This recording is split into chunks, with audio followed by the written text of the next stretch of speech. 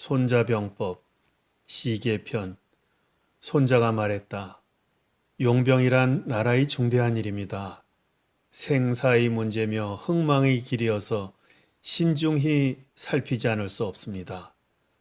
그러므로 5가지의 계책을 기본으로 그 정황을 파악해야 합니다. 첫째가 도, 둘째는 천, 셋째는 지, 넷째가 장, 5째가 법입니다. 도라는 것은 백성이 왕과 한마음이 되는 것입니다. 함께 죽을 수 있고 함께 살 수 있다면 백성은 어떤 위험도 두려워하지 않습니다. 천이라는 것은 음양과 추위 더위에 따른 시기를 말합니다. 지라는 것은 땅의 거리, 형세, 넓이, 트임 등입니다. 장이라는 것은 장수의 지모, 신망, 인애, 용기, 위험 등을 말합니다. 법이라는 것은 편제, 직급, 물자 등의 제도입니다. 이 5가지를 잘 알고 있지 않으면 안 됩니다. 이것을 아는 자는 승리하고 모르는 자는 승리하지 못합니다.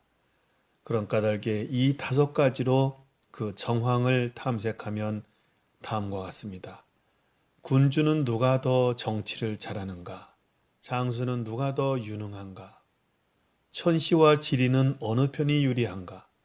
법령은 어느 쪽이 더 잘 시행되는가? 군대는 어느 편이 더 강한가? 병사는 어느 편이 더 훈련되어 있는가? 상과 벌은 어느 쪽이 더 명확한가? 저는 이것만으로도 승부를 압니다.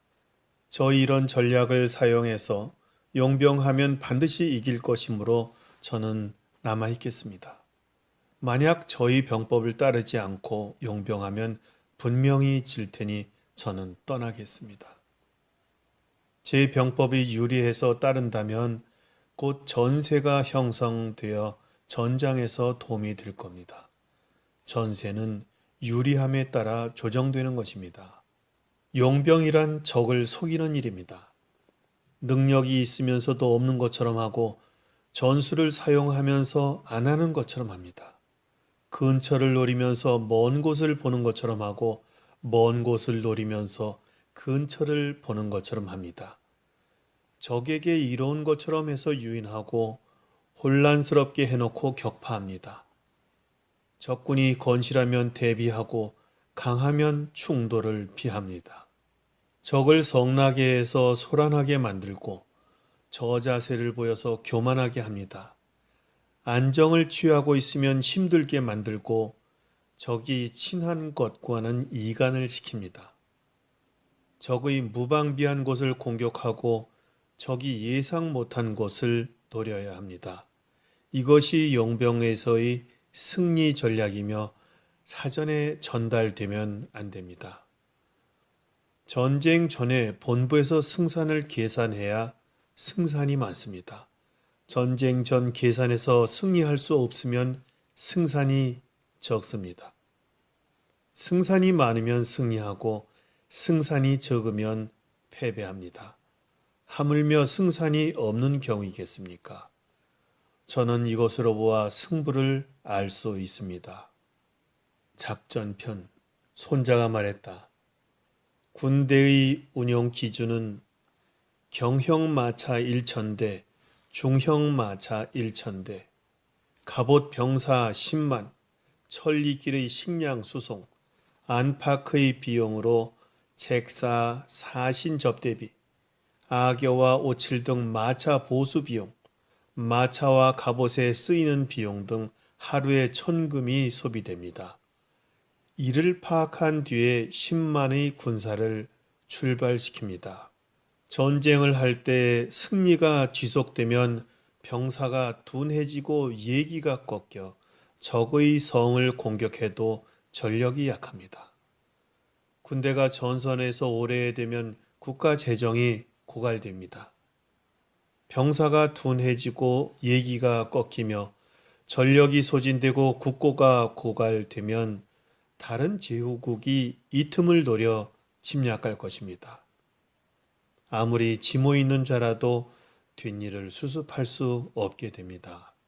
그러므로 적당히라도 신속함이 중요하며 교묘하더라도 오래 끌어좋은 것은 없습니다. 장기전을 해서 나라가 이익을 보았다는 것은 아직 없습니다. 그러므로 전쟁의 폐해를 잘 알지 못하면 용병의 이점도 충분히 알지 못합니다. 전쟁을 잘하는 자는 장정을 2번 징집하지 않고 군량을 3번 싣지 않습니다.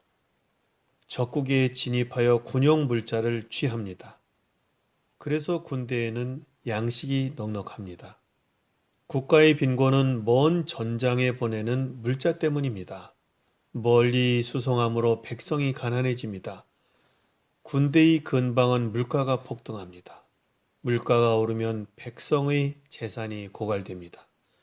재산이 고갈되면 징발도 어렵습니다.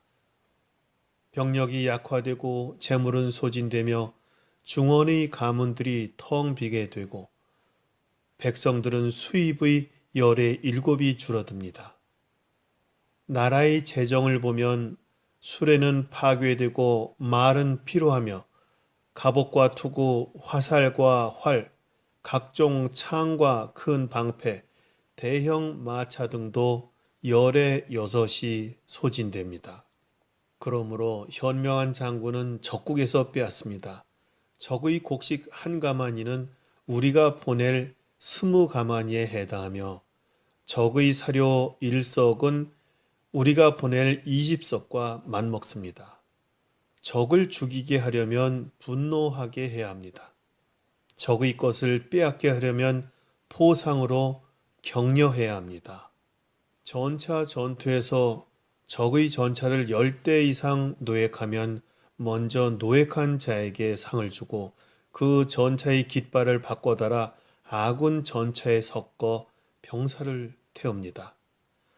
포로는 우대하여 우리 편으로 만듭니다. 이를 이기면서 강해지는 것이라 합니다. 전쟁은 승리가 중요한 것이지 오래 끄는 게 중요한 게 아닙니다. 그러므로 용병을 잘 이해하는 장군만이 백성의 생명을 위하고 국가의 안위를 책임질 수 있습니다. 모공편 손자가 말했다. 대체로 용병의 방법은 적국을 온전한 채로 취하는 것이 최상이며 적국을 파괴하는 것은 차선입니다. 적군을 온전한 채로 접수하는 것이 최상이며 그것을 쳐서 얻는 것은 차선입니다. 적의 여단을 온전한 채로 이기는 것이 최상이며 그것을 격파하는 것은 차선입니다. 소대를 온전한 채로 잡는 것이 최상이며 그것을 깨트리는 것은 차선입니다. 분대를 온전한 채로 사로잡는 것이 최상이며 그것을 치는 것은 차선입니다. 따라서 백전백승이 결코 최상의 방법은 아닙니다. 싸우지 않고 적군을 접수하는 것이 최상의 방법입니다. 그러므로 최상의 전법은 적의 모략을 깨고 그 다음이 대외의 관계를 파괴하는 일입니다. 그 다음은 군대를 정벌하는 일이요. 최하는 적의 요새를 공격하는 겁니다. 요새를 공격하는 방법은 어쩔 수 없을 때만 해야 합니다. 성벽 공격용 방패와 사륜 마차를 만들고 각종 기구를 준비하는데 3개월은 걸려야 완성됩니다. 적의 성안을 치기 위한 흑산을 쌓는 데에도 또 3개월은 걸립니다. 장수가 분을 이기지 못하고 사병들을 개미떼처럼 성벽을 오르게 해서 그 3분의 1이나 죽게 하고서도 그 성을 함락시키지 못하면 이것은 공격의 재난입니다. 그러므로 최상의 지휘관은 적군을 굴복시키되 전투를 하지 않습니다. 적의 성을 함락시키지만 공격을 하지 않습니다. 적국을 허물어뜨리되 장기전은 하지 않습니다. 반드시 아군을 온전케 한 채로 천하를 다툽니다. 그러므로 병력이 손상되지 않은 채 이로움을 온전히 할 수 있는 것입니다. 이것이 모략으로 공격하는 방법입니다. 병력을 사용하는 방법은 아군이 적군의 10배가 되면 포위해서 격파하고 아군이 5배가 되면 곧장 공격합니다. 아군이 2배가 되면 적군을 분산시켜 공격합니다. 아군과 대등할 때에는 전력을 다해 싸우고 아군의 병력이 적을 때에는 물러섭니다. 이길 수 없으면 교전을 피해야 합니다. 그러므로 소수의 병력으로는 아무리 견고해도 결국은 강대한 적군의 포로가 될 것입니다. 무릇 장수는 국가를 보조합니다. 보조가 완벽하면 국가가 강대해지고 보조가 불완전하면 국가가 약화됩니다. 그러므로 통치자가 군을 위태롭게 하는 일은 3가지입니다. 군대가 진격하면 안 되는 것을 알지도 못하고 진격을 명령하며 군대가 후퇴하면 안 되는 것을 알지도 못하면서 후퇴를 명령하는 것, 이것을 군권을 휘두른다고 합니다. 또 전군의 내부 사정을 알지도 못하면서 군정에 간섭하여 그 내부의 혼란을 일으키고 지휘 계통을 알지 못하고 군령에 간섭하여 내부의 불신을 조장하는 일입니다. 군대 내부의 혼란이나 불신을 초래하면 다른 제후국의 침략을 받게 됩니다.